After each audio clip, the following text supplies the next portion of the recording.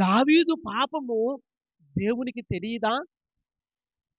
దావీదు వ్యభిచారం చేసి దేవునికి వ్యతిరేకముగా పాపం చేసినట్లుగా దేవుని వాక్యములో మనం చూస్తూ ఉన్నాము. అంతకు మించి నాకు బాధ కలిగించేటువంటి ఒక సంగతి ఏంటంటే, తన శరీరాశను బట్టో, నేత్రాశను బట్టో, లేదా శరీర దురాశను బట్టో వ్యభిచారం చేయడము ఒక ఎత్తైతే, తన పాపాన్ని కప్పుకోవడానికి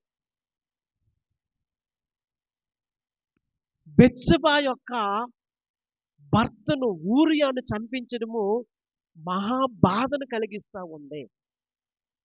వింటున్నారా నా మాట? కానీ దావీదు పశ్చాత్తాపడ్డాడు, మారు మనసు పొందుకున్నాడు, తన పాపం విషయంలో దేవుని సన్నిధిలో కన్నీళ్లు విడిచాడు, దేవుడు అతన్ని క్షమించాడు.